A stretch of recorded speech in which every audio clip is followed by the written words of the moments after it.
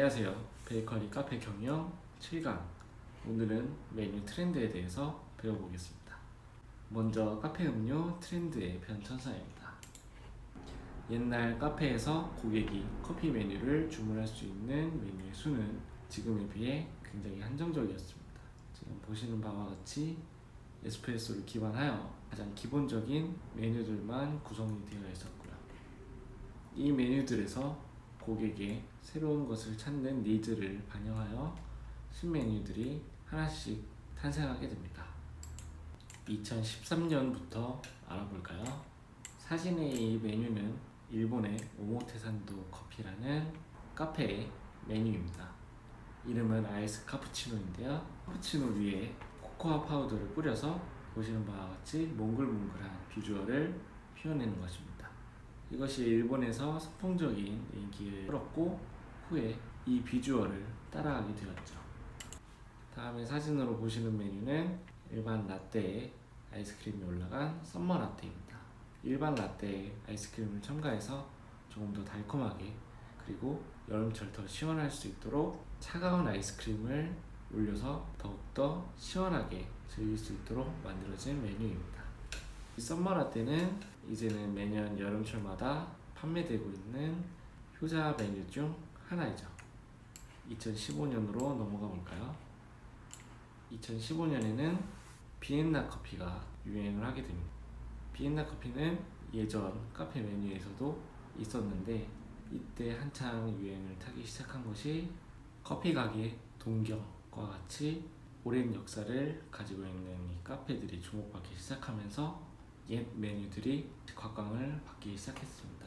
비엔나 커피는 일반 블랙 커피 위에 이렇게 생크림이 올라가는 메뉴인데 이 비엔나 커피는 아인슈페라는 명칭으로 또 탈바꿈해서 많은 사랑을 받게 되었죠.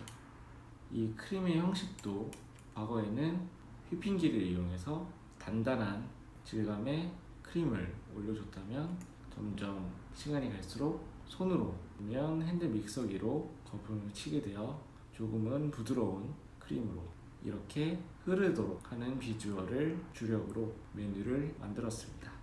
이렇게 블랙커피 위에 크림이 올라가는 크림커피가 유행을 하게 되자 홍대의 테일러 커피라는 곳에서는 카페 모카에 크림을 올려서 판매하는 일명 크림 모카를 개발하게 되어서 선풍적인 인기를 또 끌었었죠.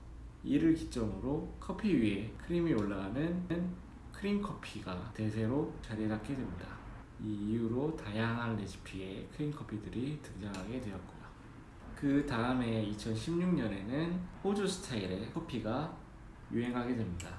대표적으로 플랫 화이트와 롱블랙이 있습니다. 기존 라떼와 카푸치노의 우유향과 거품량의 차이로 메뉴를 나눴다면 플랫 화이트의 등장으로 뜨거운 감자가 였죠.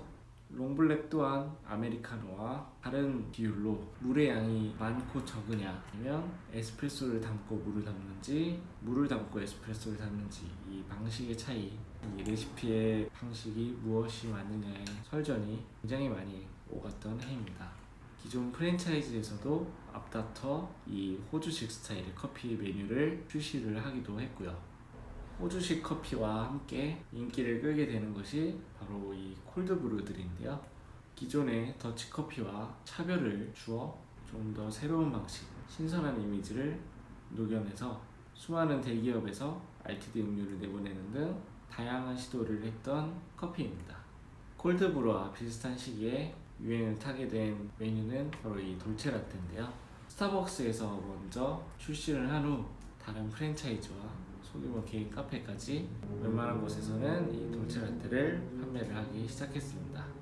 사실 이 돌체라떼는 동남아에서 즐겨 먹는 연유라떼를 착안해 만든 메뉴인데 연유라떼라는 이름을 돌체라떼라는 이름으로 변경해서 조금 더 고급스럽고 굉장히 달콤한 음료로 마케팅을 하여 널리 유행하게 된 메뉴입니다.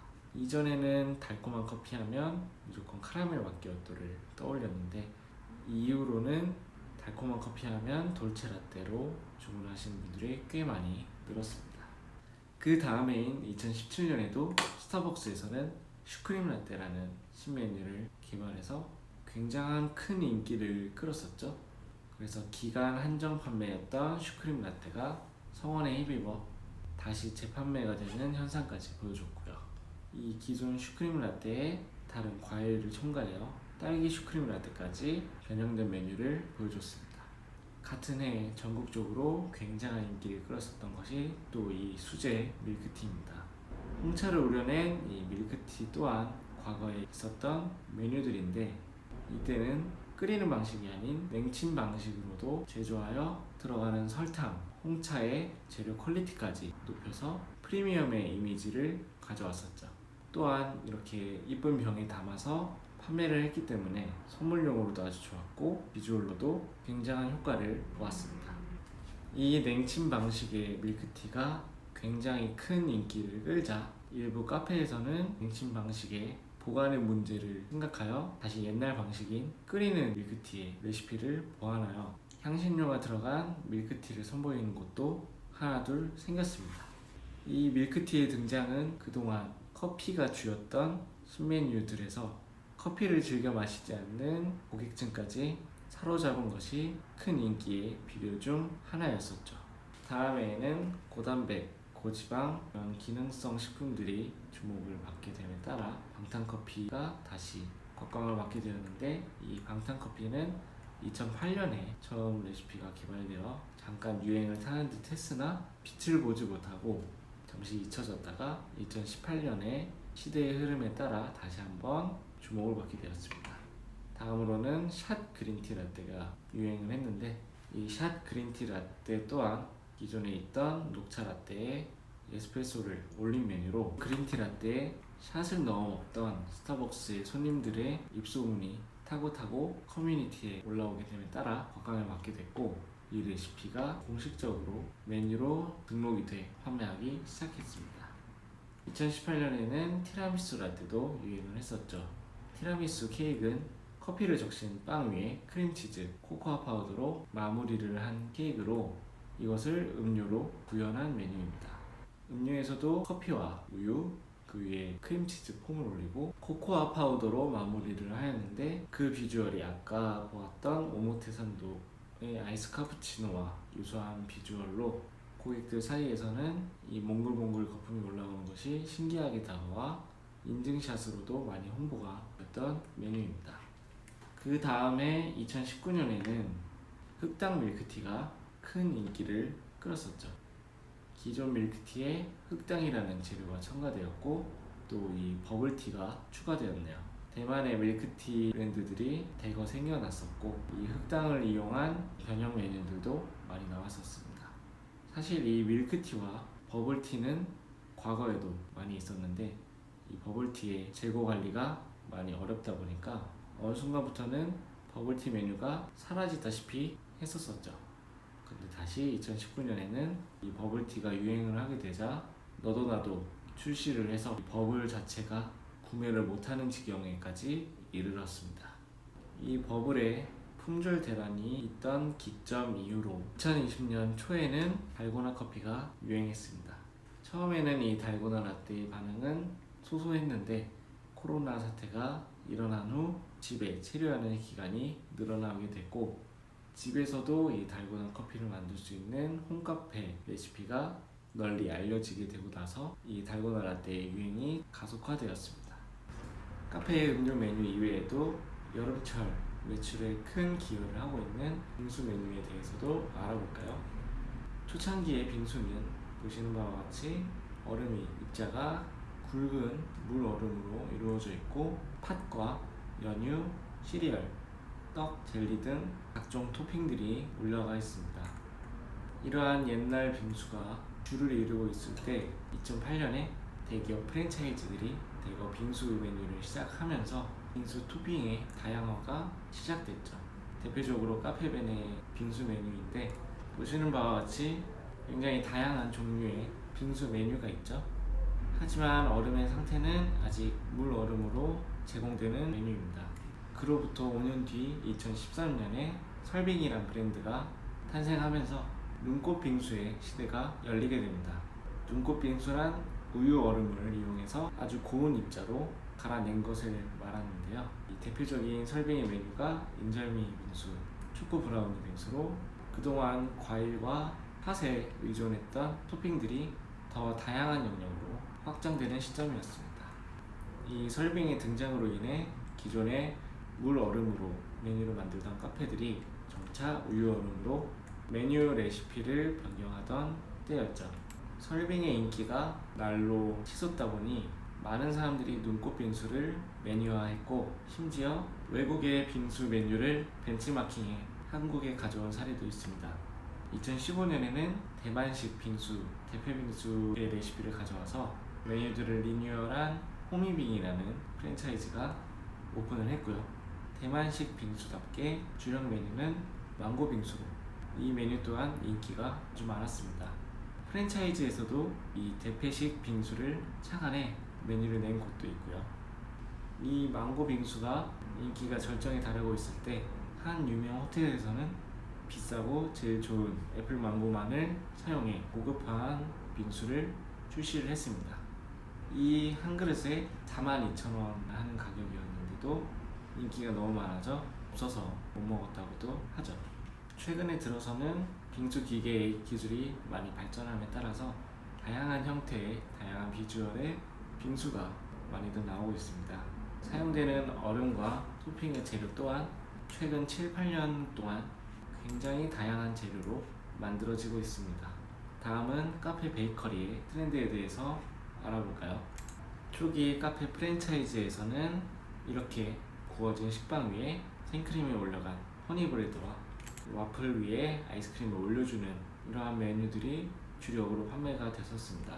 그러다 이러한 베이커리 메뉴들이 너무 양이 많고 가볍게 먹을 수 있는 메뉴가 아니다 보니 좀 더 간단한 그리고 한 끼 식사 대용으로 대체할 수 있는 메뉴들이 나오게 됩니다. 그래서 카페에서 샌드위치 메뉴도 판매가 되었고요.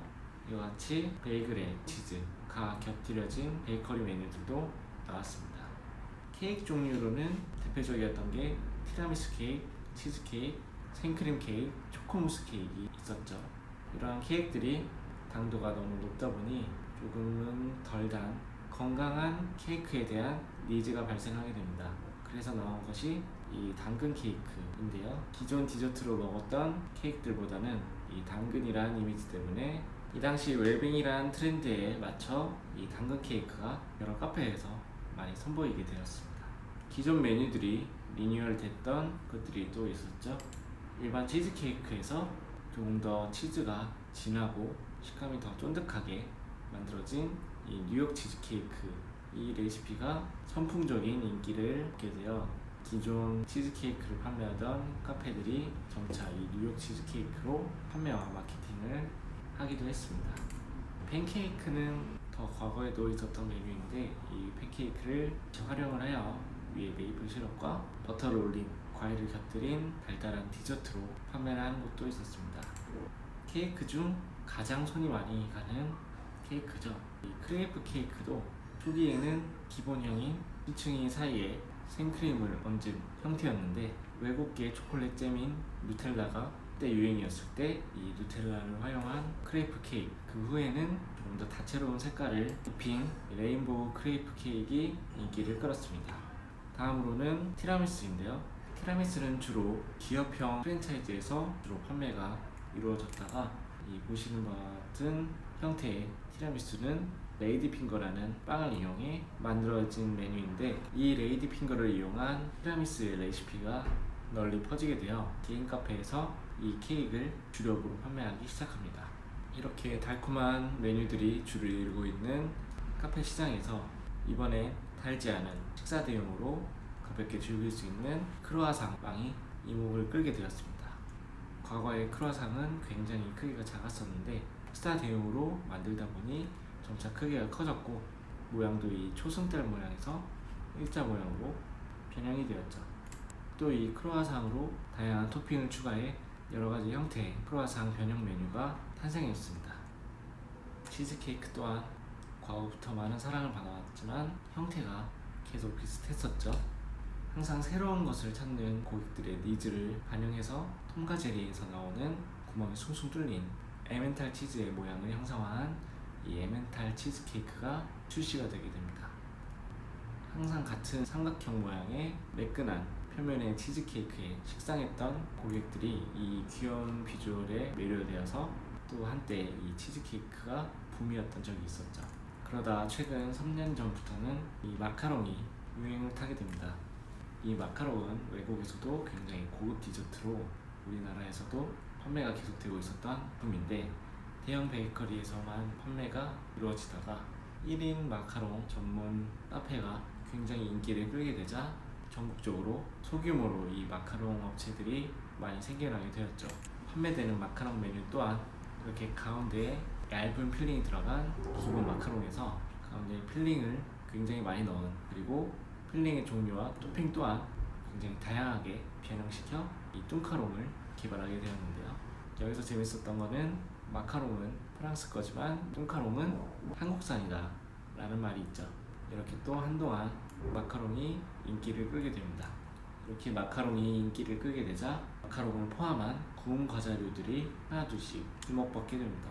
소규모 로스터리 카페들이 점점 많아지게 되었고, 이 로스터리 카페들이 전문 장비와 큰 규모가 아니다 보니까 다양한 베이커리 메뉴들을 판매하기가 힘들죠. 그래서 간단한 레시피와 전문 장비가 없어도 쉽게 만들 수 있는 이 구운 과자류들이 베이커리 주력 상품으로도 나오게 됩니다. 이 구운 과자의 종류들로는 스콘과 다크와즈, 마들렌, 휘낭시에, 까눌레 등이 있습니다. 한동안 또 이렇게 구운 과자들이 인기를 끌고 있을 때 이 에그타르트가 큰 인기몰이를 하며 혜성같이 등장합니다. 에그타르트는 겉에가 타르트로 이루어진 마카오식 에그타르트가 있고, 겉에가 타르트가 아닌 페스트리로 이루어진 포르투갈식 에그타르트가 있습니다. 그리고 점점 현대로 갈수록 디저트의 고급화로 발전하게 되고, 이렇게 다양한 과일과 재료들을 이용한 에클레어와 케이크, 타르트들이 프리미엄 베이커리 매장에서 판매가 되기 시작합니다. 과거에 일반 팬케이크가 있었다면 지금은 부드럽고 혹실한 식감의 이 스플레 케이크가 개인 카페에서 하나둘씩 선보이게 됩니다.